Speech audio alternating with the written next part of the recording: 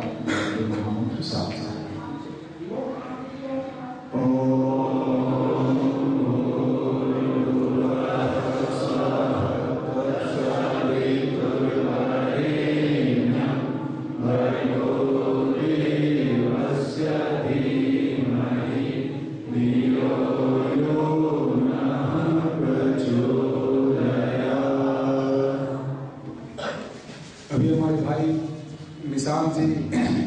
पंडित मदन मोहन मालवीय की चर्चा कर रहे हैं। संयोग है ऐसा, शायद पता नहीं कितना पंडित मदन मोहन मालवीय के बारे में जानते हैं। अभी जस्ट चूंकि अपनी नई पारी की शुरुआत हिंदुस्तान के साथ हुई है, तो इंडक्शन में बताया जा रहा था कि हिंदुस्तान टाइम्स ग्रुप जो 1924 में शुरू हुआ था, ये पंडित मदन मोहन मालवीय ने ही शुरुआत की थी और इसके बोर्ड ऑफ डायरेक्टर में से वो एक थे।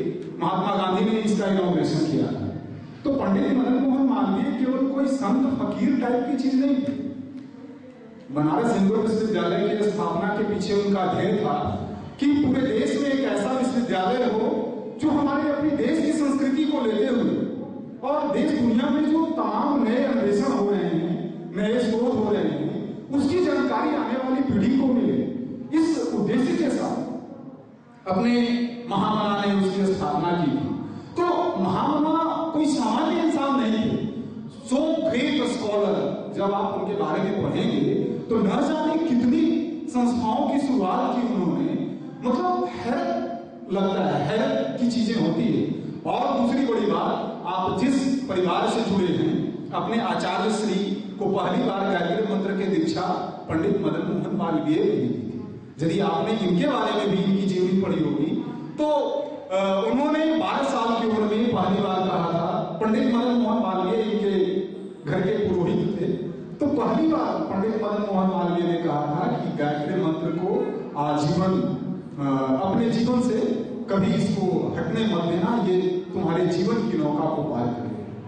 तो इतने बड़े लोगों के बारे में भी शायद हम में से कितने ऐसे लोग हैं जिन्होंने पंडित मदन मोहन मालवीय के बारे में पढ़ा है। देख लें, आसपास देख लें अपनी औकात, अपना मिरर, हम कितनी पानी में हैं, पीछे पलट करके देख लें। मात्र 2, 4, 5 हाथ उठाए। कहां जाना चाहते हैं, किस ओर ले जाना चाहते हैं अपने आप को? बहुत अनपढ़ इंसान के बारे में मैं बात नहीं कर रहा आपसे, और कोई बाबा के बारे में भी आपसे बात नहीं कर रहा। एक सो ग्रेट स्कॉलर मैन, आप पढ़ेंगे तब तो उसके करीब जाना चाहेंगे। आप डिस्कोथे वाले को अपना कैरियर मान रहे हैं, हनी सिंह के गाने के पीछे दीवाने हैं। कहां जाइएगा, कहां जाइएगा? सोचना पड़ेगा। ये जो युवा मंडल है क्या कर रहा है? हम अपना बर्थडे मनाते हैं, जन्मदिन मनाते हैं, बर्थ एनिवर्सरी मनाते हैं। आज अपनी भी एनिवर्सरी है। जिस प्लेटफॉर्म पर आप बैठे हैं, कोई आपको याद नहीं दिलाएगा कि आपने पंडित मदन मोहन मालवीय के बारे में पढ़ा है या नहीं पढ़ा है। कोई मित्र जो आपसे पूछेगा कि आपने पढ़ा है या नहीं पढ़ा है, उसको क्या जाता है भाई? किसी को क्या जाता है?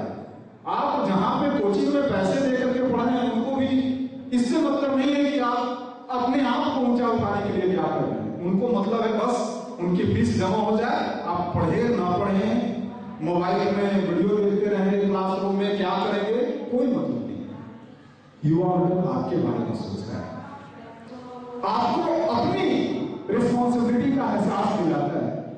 तो हमारी भी रिस्पॉन्सिबिलिटी बनती है कि जिस प्लेटफॉर्म पर, जिस छत के नीचे बैठ करके हमारी पर्सनैलिटी को ड्रेसअप किया जाता है कि हमको क्या, हम क्या हैं, क्या कर रहे हैं, क्या करना चाहिए, बार बार एहसास दिलाया जाता है।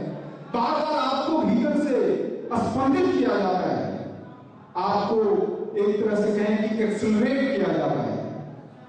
बार बार आपको प्रेरित किया जाता है कि आप क्या कर रहे हैं। तो ऐसे जगह पे जहां पे आप बैठे हैं, आज इसकी एनिवर्सरी है, तो हर किसी के मन में एक संकल्प उभरना चाहिए था कि ऐसे संस्थान के प्रति जो न जाने हम जैसे कितने लोगों को संवारने का काम कर रहा है, नित्य प्रतिदिन कर रहा है।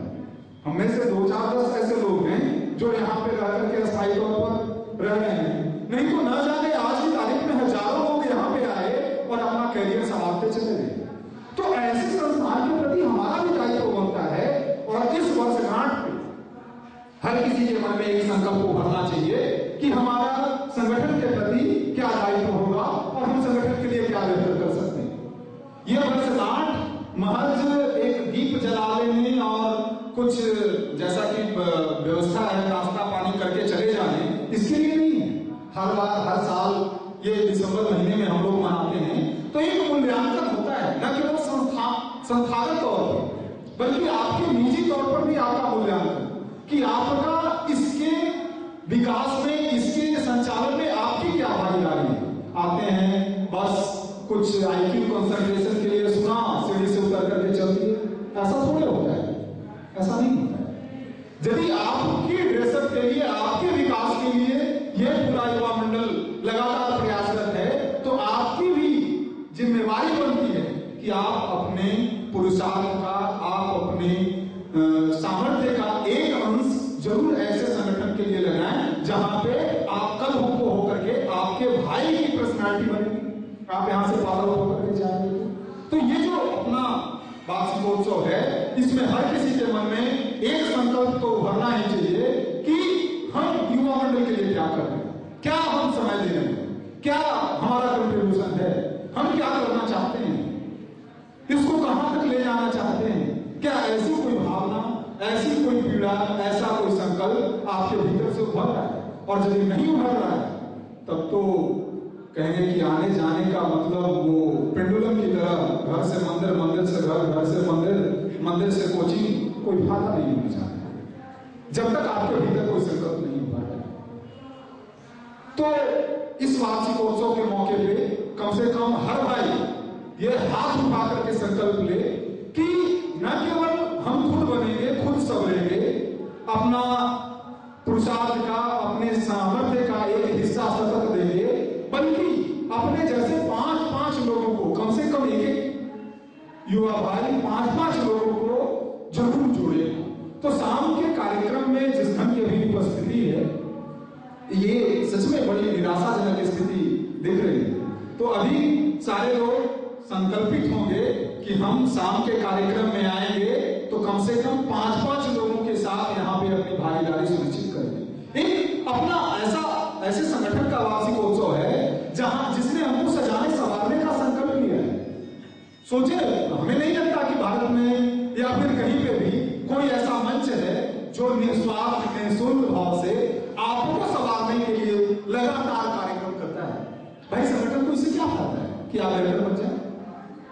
संगठन का ये संकल्प है, आप बेहतर बनेंगे तो समाज बेहतर बनेगा, समाज बेहतर बनेगा तो पूरा राष्ट्र, पूरा सब, पूरी मानव सभ्यता, मानव समाज बेहतर बनेगा। तो एक ऐसे मंच का आज वार्षिकोत्सव है और इसमें हर किसी का अपनी ओर से बेहतर योगदान होना चाहिए। तो हम और ज्यादा समय न लेंगे, हमारे मनीष भैया आ गए हैं और आगे की बात वो रखेंगे, लेकिन आपसे इतनी अपील जरूर करेंगे कि हर किसी को आज एक भीतर से, अपने भीतर से ये खुद के लिए, खुद को संवारने के लिए संकल्प लें। आप यदि संकल्प लेंगे कि हम दूसरों को बेहतर बनाएंगे तो आप खुद बेहतर बने जाएंगे। ये एक ह्यूमन साइकोलॉजी है। आप यदि दूसरों को बेहतर बनाने का संकल्प लेते हैं, संस्थान को बेहतर बनाने का संकल्प लेते हैं तो आप तो बेहतर बन जाएंगे। इसमें कोई अतिशयोक्ति वाली बात नहीं।